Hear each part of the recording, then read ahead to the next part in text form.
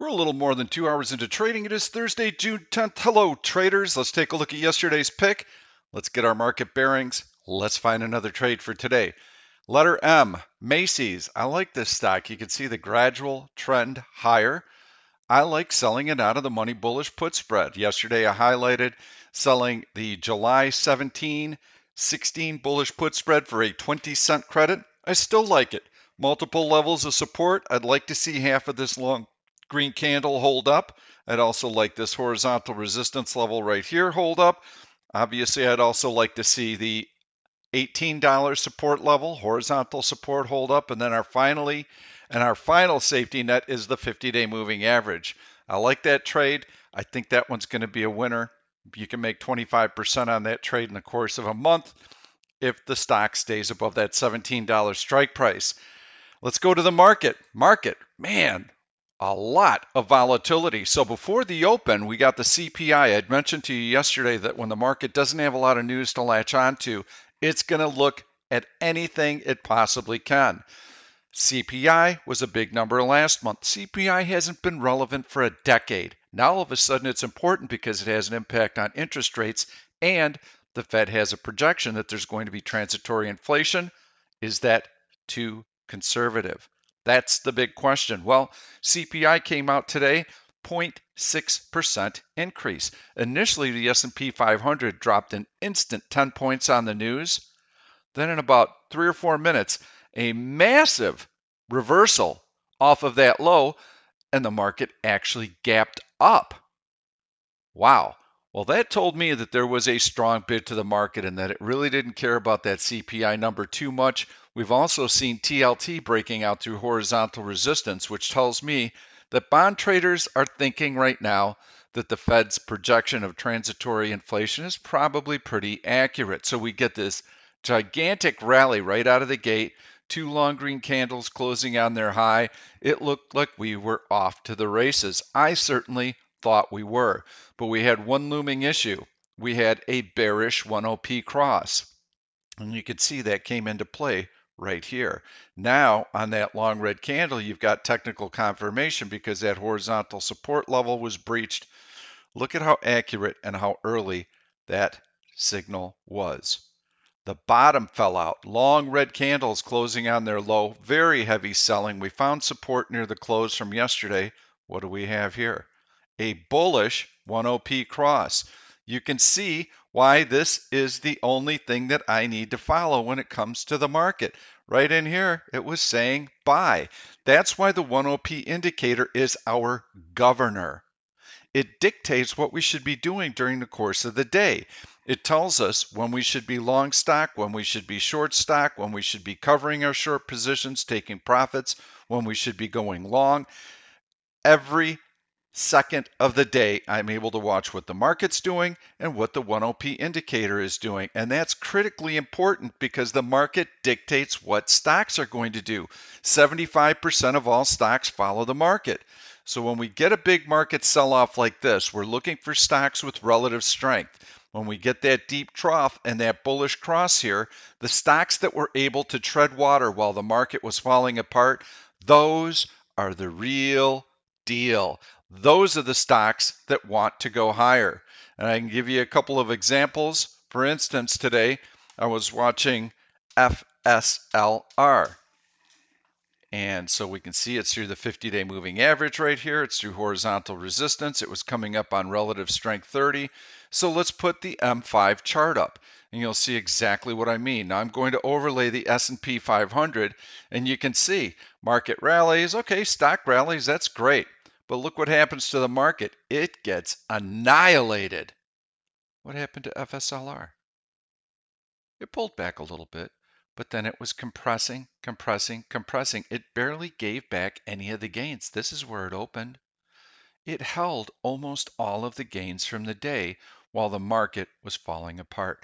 That is relative strength. So once you get your bullish 1OP cross right here, this is the type of stock that you want to buy. I also posted this in the chat room, and then whoosh, what happens? As soon as the market finds a bid, the stock rallies from roughly about $79 to $80. If you're an options trader, in the course of probably 10-15 minutes, you had a very nice opportunity to bank some profits. This is one of a dozen examples that I can show you, but I want to nail that point home. That's how we trade. So when you get down into these deep troughs right here, you get into these big spikes right here. So you get a big spike in here, gaps up to a new all-time high, have been faded. So those moves and this type of spike in the 1OP indicator should be telling you to start looking for some possible bearish trades that look good. Well, when the market's this strong and we're in a 12-month bull market rally, I'm not as interested right now on the short side. I'm much more interested when we get these pullbacks and the bid is tested and we get a bullish cross. Here's your other tell right here. Look at that bullish engulfing candle. Huge. That tells you that the lows for the day are probably in. So right now we need to be a little bit careful with our longs. This is a time to take a little breather. Ideally, the market is able to hold all of these gains, compress, compress, compress, while the 1OP indicator drops. Then we get a bullish cross. If we're able to stay near this current level and we get that bullish cross here, that'll be a sign that, hey, market's ready to take another leg higher. Look for those stocks with relative strength, and then boom, you'll be able to make money on the next leg higher. That's how all of this works. It works on a day trading basis. It also works on a swing trading basis. But on a swing trading basis, I rely less on this 1OP indicator and a lot more on my technical analysis on a daily chart. You always have to put everything into context. And right now, the context is no news. All the economic news is behind us.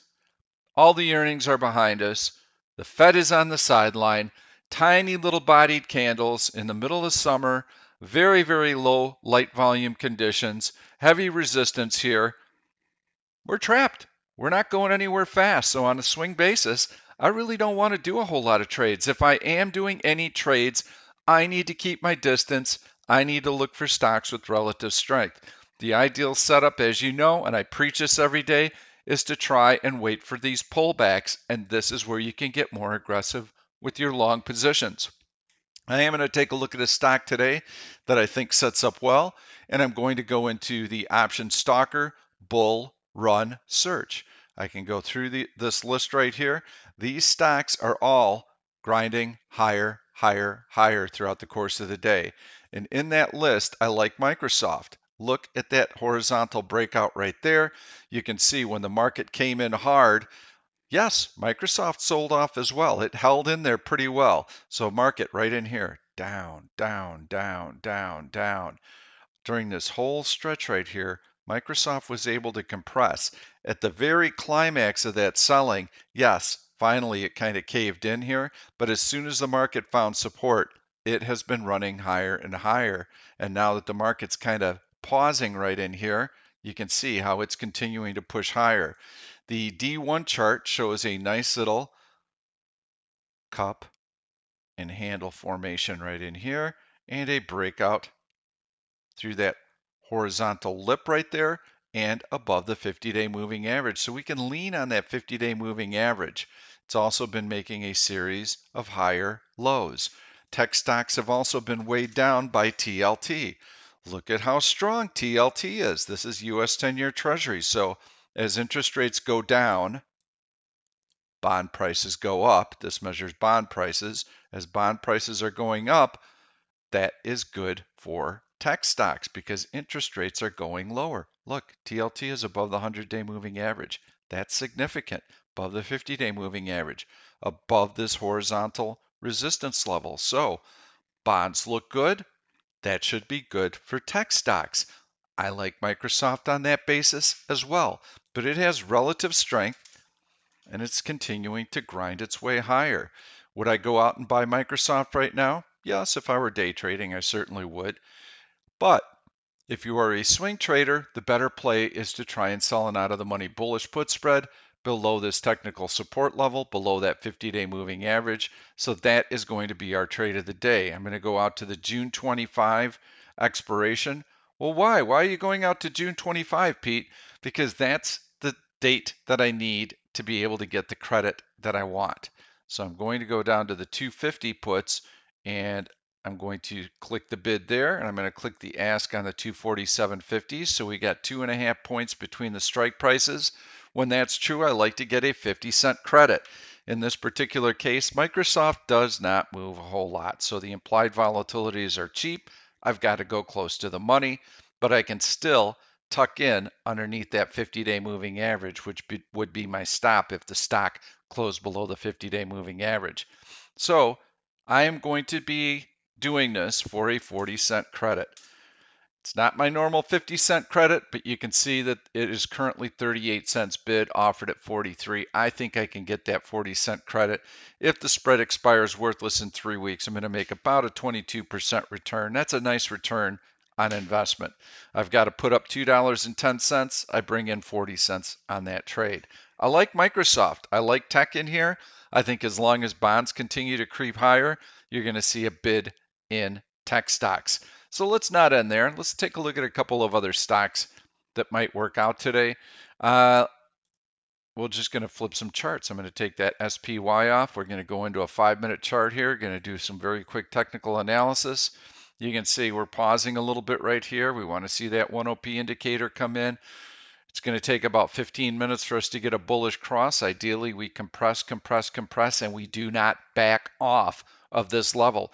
If we start to back off of this level right in here and we break this horizontal support level, you can see it visually right around that 423.20 level, then we've gotten too far from the high and this bearish cross starts to take some, it has confirmation that we're probably going to sink a little bit lower. So I would like to see the market hold here, get that bullish cross here, and then we'll be able to take some more longs in stock positions.